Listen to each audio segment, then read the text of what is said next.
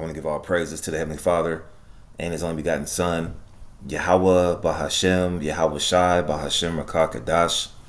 Double honors to the apostles and elders of Great Millstone, and peace, love, and salutation to all you occupants pushing this truth and true sincerity. And as you can see, this is about war. All right. Now, this is from the Times of Israel. This is a small hatter, publication, website, whatever you want to call it. And they're claiming it's day 552 of Israel at war, which is not really a war. You already know it's a genocide, man. So I'm going to switch topics a little bit. I'm not going to get on them, but this is an article. You can go to Times of Israel and type it up, and you can find this article. I've used this website a few times. I think I used this website when the so-called first week of Israel being at war, But anyways, it says Iran will deliver a strong blow against the United States if it attacks, Khamenei warns. Now this is March 31st, 2025. All right, the hopeful year of our deliverance and the destruction of Esau. It said, responding to Trump's threat to bomb country if no nuclear deal reached, Iranian Foreign Ministry expresses determination to respond decisively and immediately. So let's read this. It's from Dubai. Iran's Supreme Leader Ayatollah Ali Khamenei said on Monday the United States will receive a strong blow if it acts on President Donald Trump's threat to bomb unless Tehran reaches a new nuclear deal with Washington. Trump reiterated his threat on Sunday that Iran will be bombed if he does not accept his offer for talks outlined in a letter sent to Iran's leadership in early March, giving Tehran a 2-month window to make a decision. Switzerland's ambassador, who represents the United States interests and acts as an intermediary between Washington and Tehran, was summoned on Monday by the Iranian Foreign Ministry, which expressed Tehran's determination to respond decisively and immediately to any threat.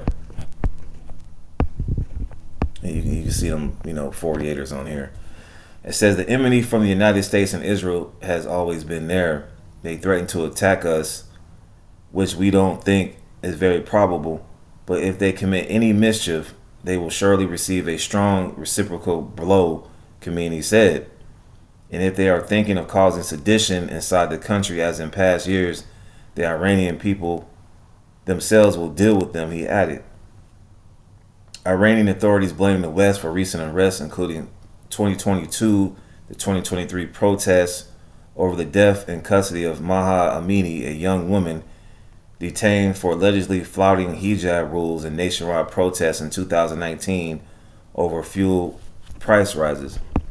On Monday, regime mouthpiece, the Tehran Times, reported that the Iranian military had ready missiles with the capability of strike United States related positions amid the threats, and noted that some of these missiles were in underground facilities but built to withstand airstrikes. And so Iran, according to various sources, and even last week, they armed the Strait of Hormuz with missiles, man. So Iran, they're they put these missiles to use if they have to. It says last week Iran responded to the letter with President Mossad Pezeshkian explaining on Sunday that Tehran would not enter direct negotiations with Washington, but was willing to continue talks indirectly in line with an injunction from Khamenei. All right. An open threat of bombing by a head of state against Iran is shocking affront to the very essence of internal peace and security, Foreign Ministry spokesman Ismail Baghai tweeted on Monday. Violence breeds violence, peace begets peace. The United States can choose the course and concede to consequences. So that's basically it on that. This is from today. They're going back and forth. And as we go into these scriptures, and we're not in a time of peace right now. Like I said, there's a lot of distractions. You got the Elite Eight. The Elite Eight is coming down here to Atlanta. It's baseball season. You know, the typical average American, maybe your coworker, is not paying attention to what's going on, especially if he's a Jake. So I'm gonna get these precepts. Just something. Iran will deliver strong blow against the United States if it attacks.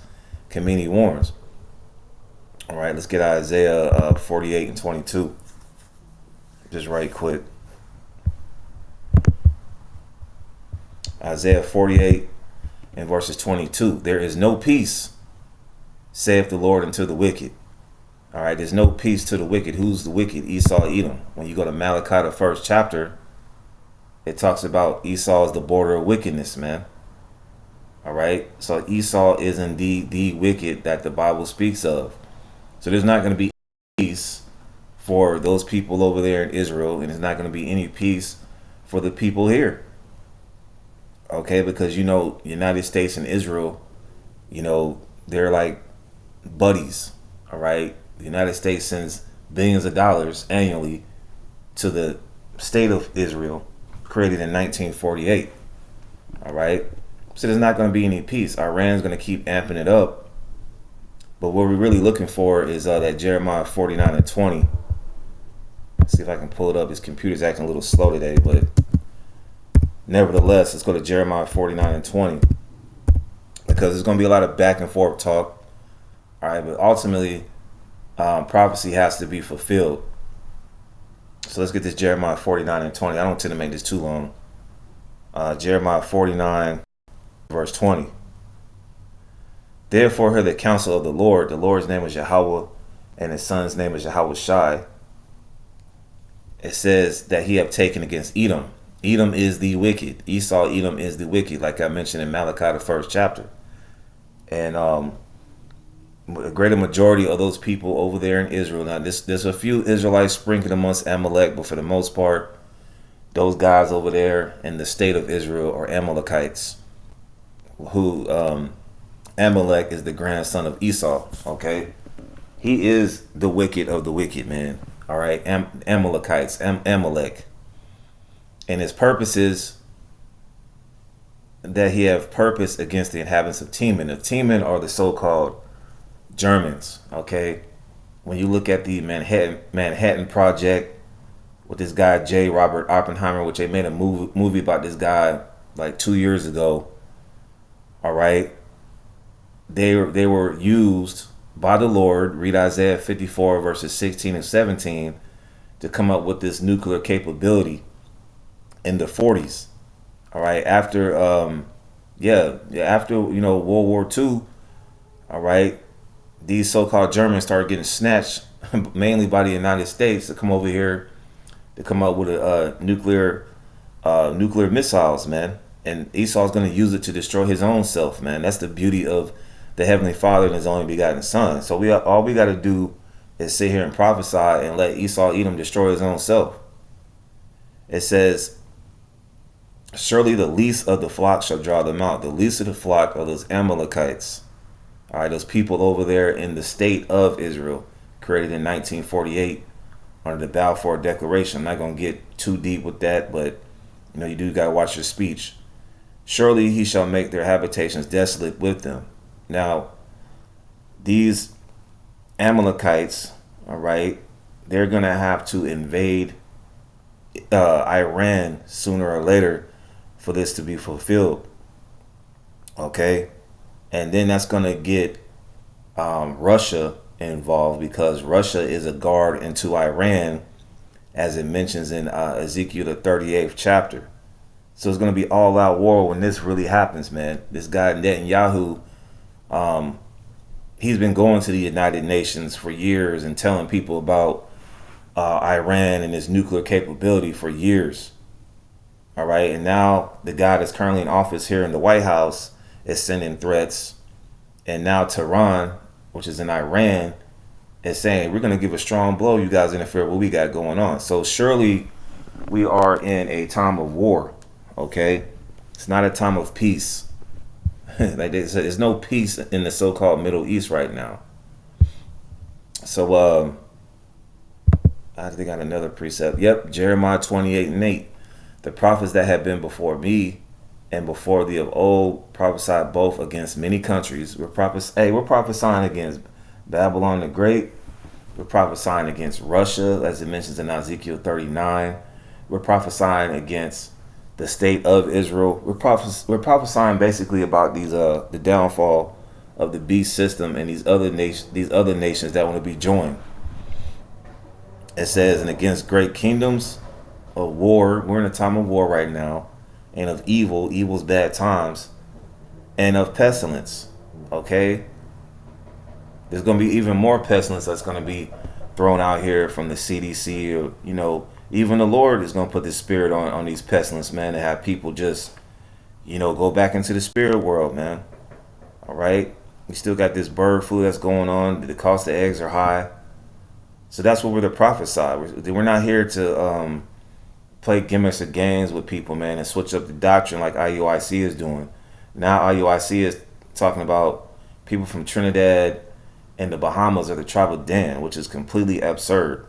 You got this guy Alazar who's allegedly taking money from tithes and paying certain women, man.